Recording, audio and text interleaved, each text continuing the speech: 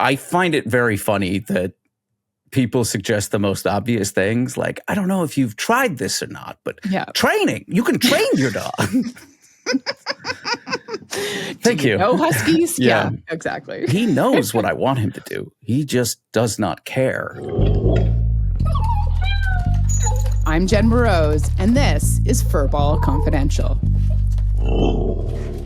If you're like me, your feeds are filled with dog stuff. I follow more dog influencers than I care to publicly state at this time.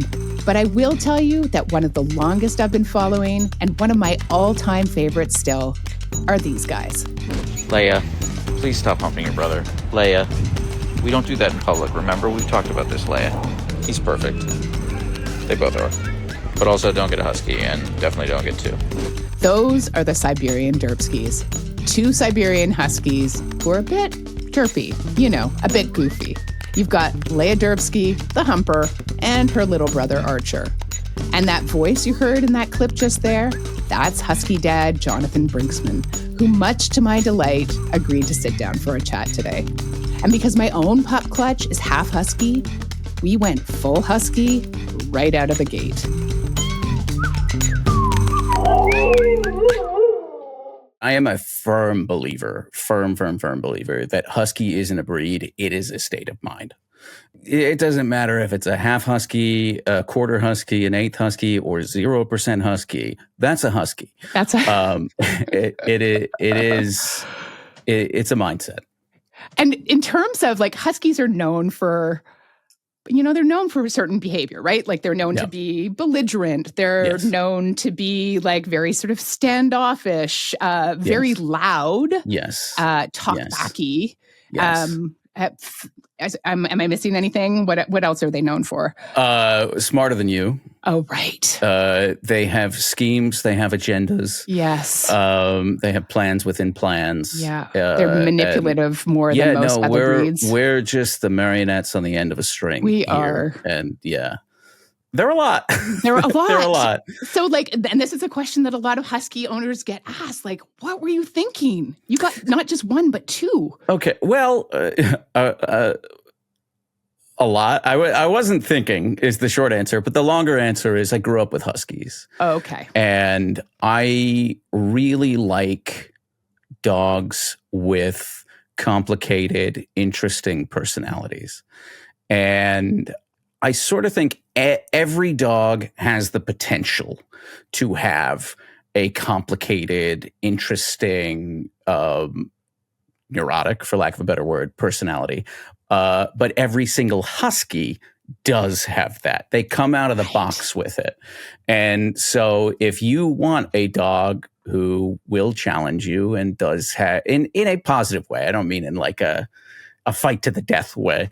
But a stop on the corner for 10 minutes and have a duel of minds. Yeah, that happens. Yeah. That happens a lot. Me too. Me too. Yeah.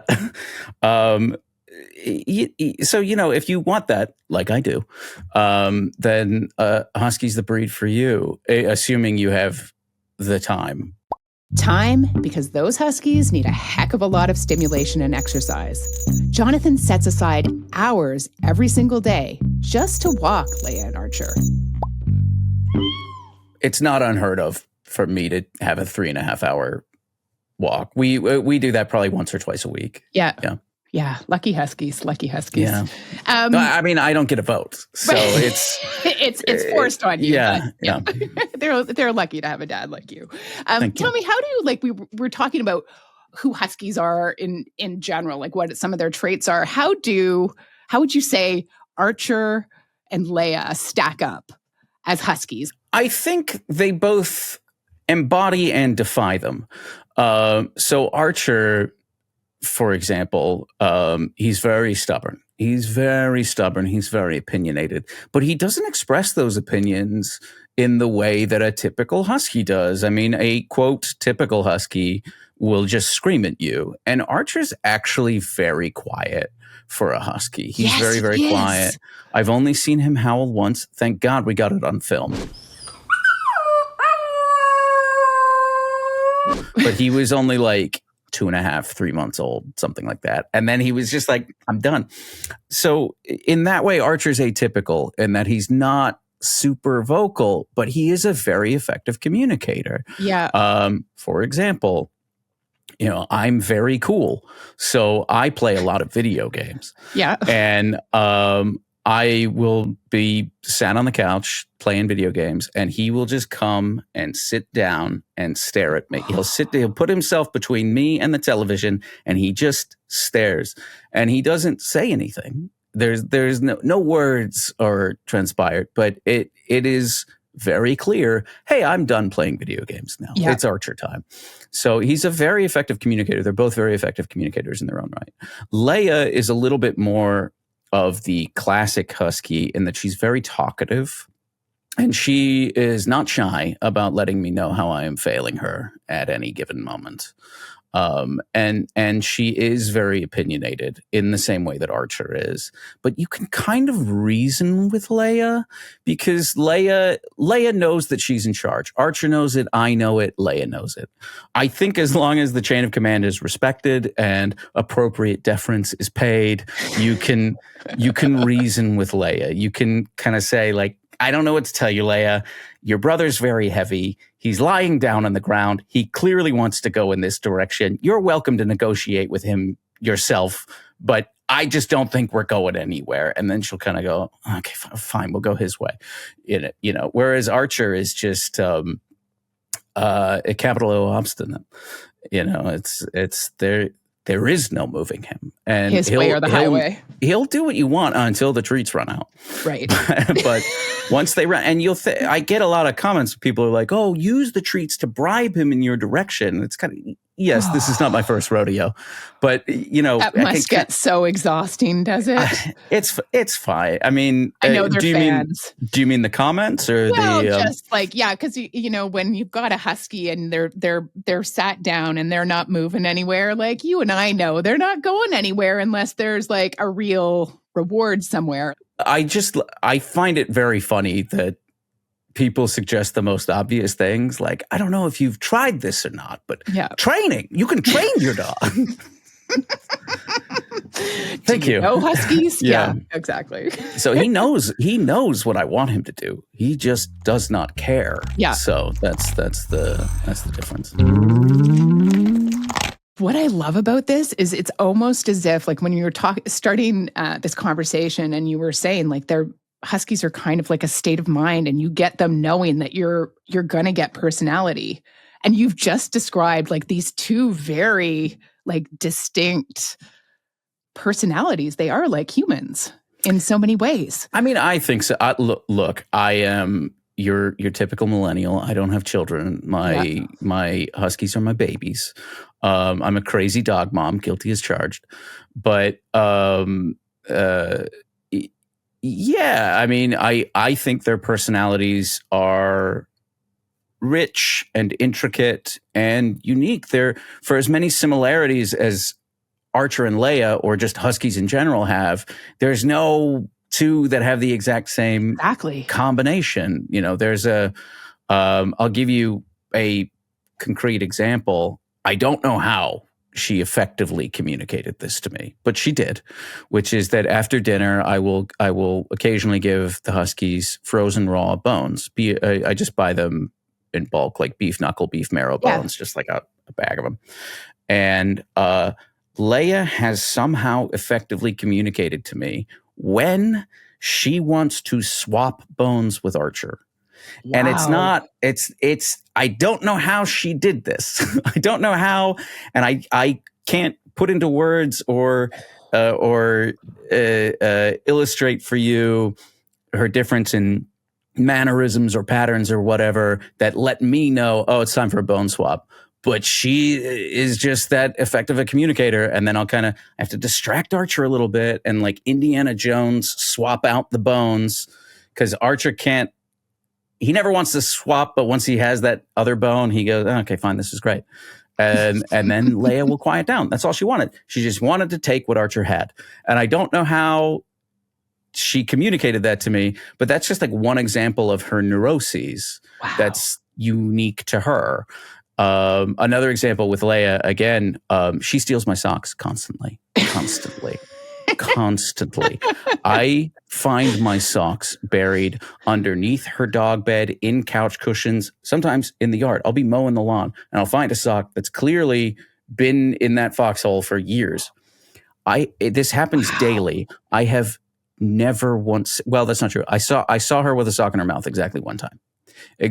So she knows she's not sly. supposed to do it. Yeah. She knows that it's against the rules, but she does it every day. She's so brazen. Wow. So brazen. But and so smart. Yeah, that's the thing. It implies a calculation. Yes. And that's what I love about huskies. They'll keep you on your toes, and they're not boring. They're never boring. They're never boring. And they're I think a unique challenge in that way. Yeah, that's a nice way of putting it. A unique challenge. We'll take that. So you mentioned that you grew up with huskies, and I know you got Leia first. So when did you decide, like, I don't know, that this is the right time for me as an adult to take on another life? Well, basically, I moved across the country. I moved from Washington, D.C. to Seattle. Yeah. And at the same time, I started my own business. So I went from kind of having a robust social life to spending all day, every day in my apartment staring at a screen. And I didn't really have any friends in the city. Yeah. I need to force myself to get out. We made the decision to get Archer after we had Leia for like 3 weeks. Okay. Yeah, it was, I had always known I wanted to, and a boy and a girl, because I grew up with huskies, but there were, when I was a kid, we got 2 husky puppies who were litter mates, a boy and a girl, and just watching them be the best friends throughout their entire life. I don't want to say I was trying to recreate that, but because it was familiar. Yeah, well, it was just a dynamic that I thought was really valuable, and seeing their relationship over the 16 years they were together was really magical. I'm sure. And I wanted that again. But like the people who like clone their dogs. I don't know if you're interviewing anyone who clones their dogs, or I don't. Not as far as I know. Not as far as I know. But I don't like that. I don't like that. Just like it kind of cheapens for me the uniqueness of the animal. Then it's kind of if you're trying to create a facsimile. It was more like I saw this kind of crazy, beautiful web that was their relationship, and I wanted to give 2 other dogs that same experience. And I'm really glad I did. So, But Archer, we brought Archer home. They are exactly a 1 year and 3 days apart. Oh wow! Okay, they're exactly. Really close. Yeah. And so we brought Archer home when he was 8 weeks old. So Leia was like 14 months. And I should say, I know you're known for the huskies, but you also were dad to Roxy and Spartacus, 2 cats that I know you also. Thank you for saying that. Thank you. Well, I know they didn't show up as much in your stuff, but it was clear from some of your videos that they were very much part of the family. And yeah, hugely. Yeah, and I was a cat guy before I was a husky guy. And okay. Yeah. Well, no, I mean, I've always been an animal guy. I've always been I'm not a dog person, not a cat person. I don't make me choose. Okay. I love them both equally in different ways. I got Spartacus and Roxy, unclear on their exact age, but they were litter mates. I think they were about 6 weeks old when I brought them home. The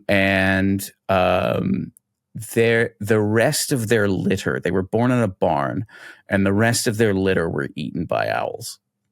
So they were kind of the 2, very grim. So they were the 2 survivors. And not dissimilar. They were really, really close with one another their entire lives, not dissimilar from kind of an Archer and Leia situation. And they moved all over the country with me, and Spartacus passed when she was 18, and Roxy passed when she was 19. And it's I miss having cats. I will get cats again. I don't know when. It depends on a lot of factors.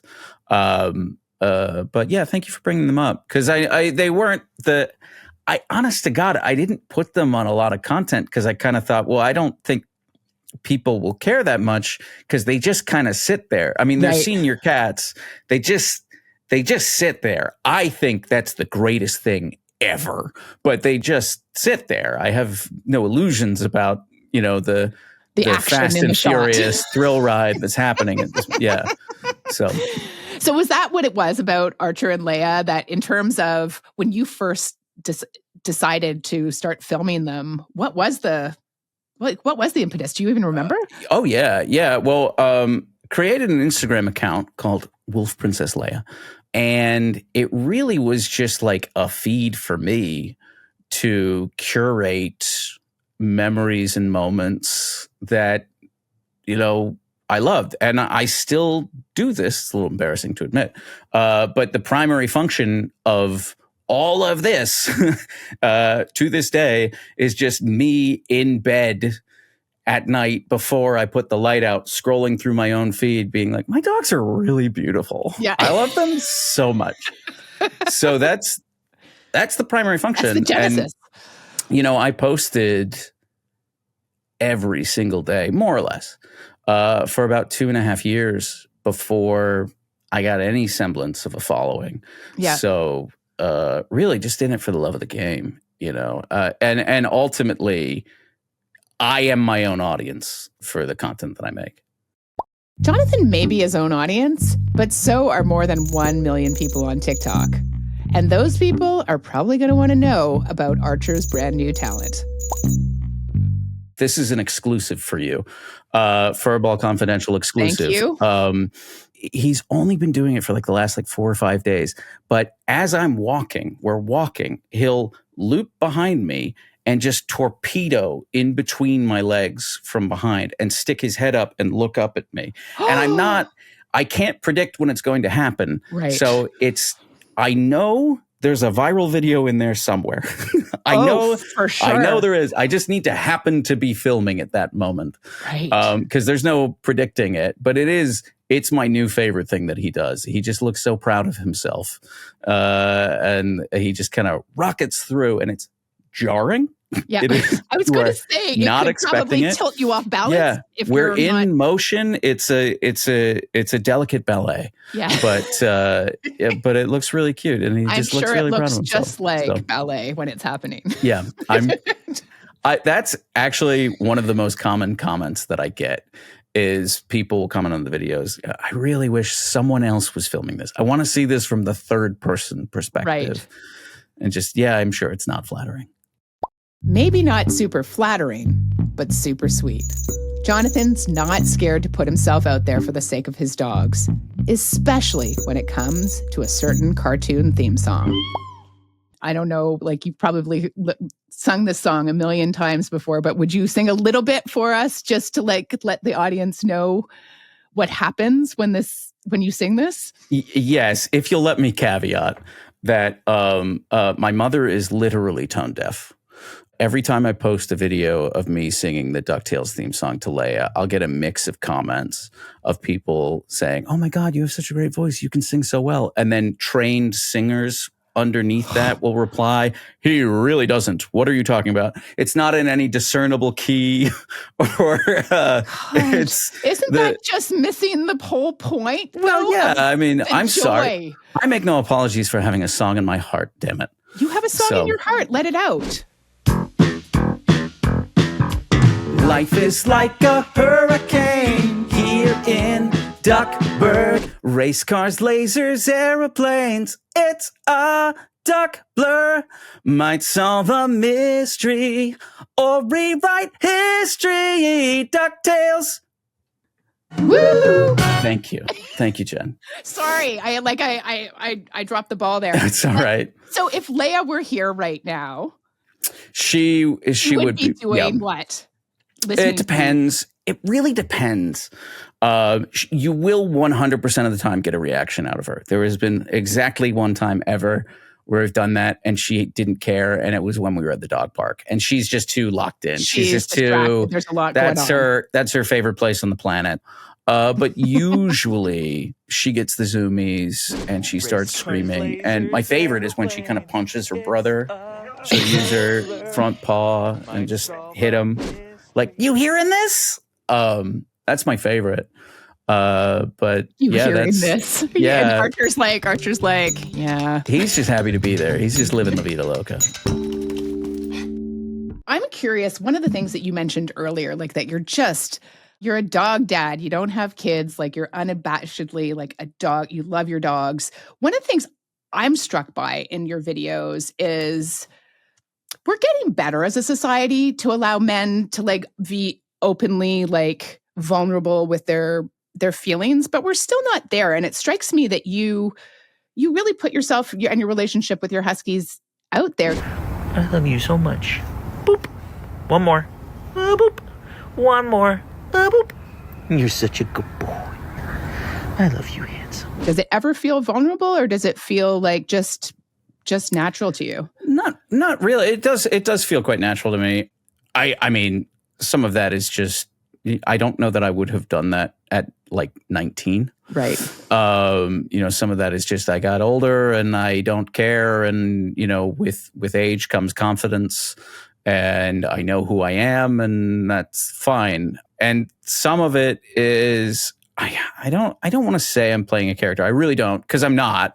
But there is like 2% where I am aware of the joke of the I'm just like, look at me. I'm in a hat because I haven't showered today. My hair looks ridiculous. I'm in a hoodie because I have it. And it's just, I have a beard. It's an objectively funny thing to, pick up your cat and sing to yourself in the mirror when, this. But also some of it was just like, I was doing this when I had no followers. I was doing this to an audience of 0. And so the pressure was like the stakes were lower. Yeah. Exactly. Yeah. Exactly. So there's that. I will say the first time I posted a DuckTales video, I was a little, nervous is the wrong word, but I was a little like, you're exposing yourself. Yeah, because, I cannot sing. I am not a good singer. I am a very good karaokeer. Karaoke is not about talent. It is about vibes and confidence. Right. And I got both of those, but I can't, carry a tune. But I just thought, do I want to put this out there? But yeah, that was kind of the only example that comes to mind. But as far as like loving my dogs on the internet, I'm very happy to do that. Yeah. That's easy.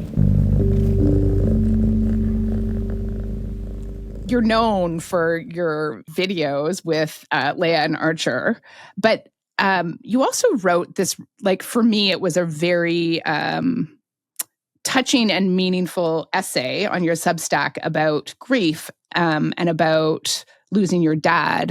For anyone who's, and I'm part of the, I think you called it the Dead Dad Club, I'm a member of that club, and so it really touched me. And it seems also, though, that your dad, you talked about growing up with huskies, your love for animals, and it just seems like your dad might have been like sort of a thread in that. There is a straight line. There's actually, I didn't talk about it in the essay, but there is a straight line from my grandma. Oh, okay. And because my mom never grew up with dogs. I'll tell you a couple stories. And again, if I ramble, please shut me up. Cut it. Go ahead. It's fine. But my mom tells the story. They got married. They moved to the States. My dad's British. My mom's American. My dad's British. And they moved to the States and they got a dog. And my mom had never had a dog before. And they had the dog for like a week. And my mom said, we got to get rid of this dog. I do not know. And my dad said, okay, Deborah, we can get rid of the dog. you just have to take it on one last walk. And my mom started this walk with, okay, dog, I'm sorry, this didn't work out. You're going to have a great life, I promise. And it was like a half mile. It was like around the block or something like that.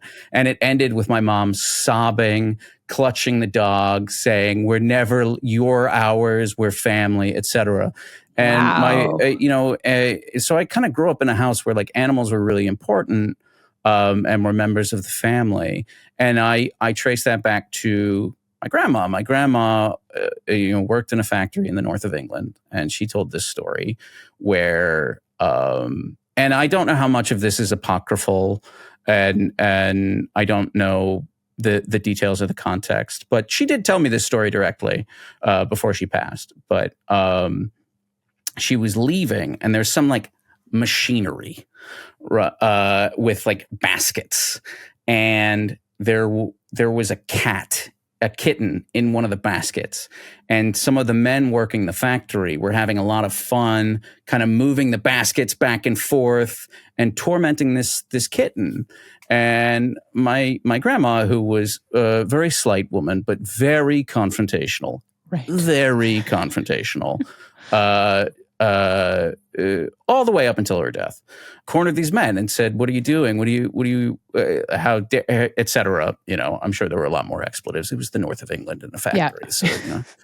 So, and they said something to the effect of, oh, well, if you care so much, why don't you take the cat? And she said, I will. And she took the cat and put it in her purse and went home. And, that was my dad's cat growing up. So, yeah. And I do see a straight line from like my grandma to my dad to me in terms of like, again, not to repeat myself, but, my animals have never been just animals to me. They are the part of me I wish I was all the time. Yeah. And growing up, I was a weird kid. I got bullied a lot. It worked out. Don't worry. It worked out. But my animals were a safe space for me. I mean, I got a kitten for my 8th birthday. He's been dead a long time. He is still the background on my phone. So what's his name? His name is Grays. Because he was gray and I was 8. Yeah. That was the full width. Big imagination, clearly. Yeah. Yeah. But so I do see a straight line there, and I think my mom would say the same. Now, my mom is as obsessed with animals as I. Now she is, but she didn't grow up like that. She really didn't. What would you say has changed you having Leia and Archer?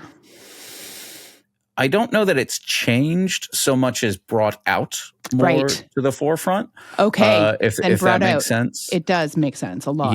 And I get messages from people all the time like, oh, you're my favorite wholesome content creator. And I don't really think of myself as a wholesome person. That's a lovely compliment. And they're right. It is wholesome content. But I didn't set out going, gosh darn it, I'm gonna make some rainbows today. It just ended up that way, and I credit them, because of they bring out that side of me. Thanks to my favorite wholesome content creator, Jonathan Brinksman. You can follow Jonathan's crew on TikTok, Instagram, Facebook, and YouTube, all at Siberian Derpskies. And we asked Jonathan to give us his favorite pet-related cause to share with you. He said, All Joy for Paws. It's a rescue based in LA that specializes in huskies and other northern dogs. Huskies, they look really pretty. Everyone wants a dire wolf, but their energy needs are insane. So they get a really cute puppy and they can't keep up with it, and it destroyed their house because they think I took you on a 20-minute walk. Why are you like this? And All Joy for Paws is a really cool, very small rescue, very small operation, but they do the really hard work. That's it for this episode of Furball Confidential. If you're digging the show, tell a friend, 2 or 4-legged. And make sure you follow us so you never miss an episode. Furball Confidential is created and hosted by me, Jen Moroz. Our show producer is Talia Schlanger. She also co-created our theme music with David Travers-Smith with Brian Kobayakawa on bass. Reza Daya does our sound and video design and editing. Danny Stover does our social media. Our show artwork is by Adrian Foro. And Marina Hanna does our audience development. And thanks, as always, to the furball who started it all, Clutch. I'm Jen Moroz. See you next time on Furball Confidential.